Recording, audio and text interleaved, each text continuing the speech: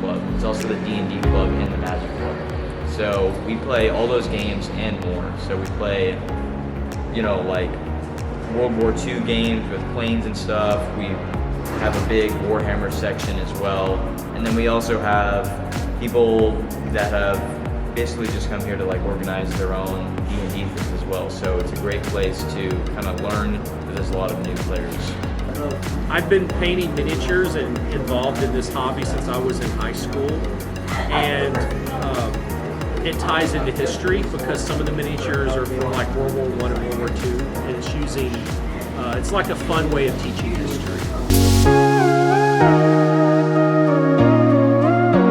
People in the city that are involved in this hobby, and Mr. Reeves also knows people in the hobby and store owners, and so we ask for donations. I've had several donations from companies around here. I've had donations from individuals as well. I know like friends of friends that play.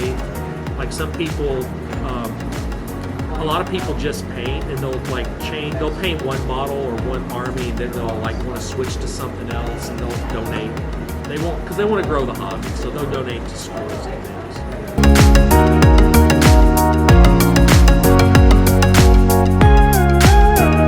I like to paint like vehicles, like tanks and vehicles with like artillery pieces and stuff like that. We're always accepting new people.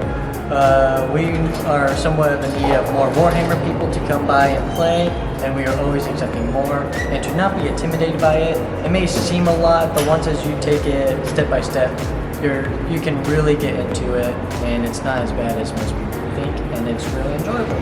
And like what Mitchell said before, you could just hang out. We also have other games too. Like I said, we have D&D and Magic the Gathering. We also have other miniature games. We have planes, and we have more historical stuff like knights and World War II and World War I stuff.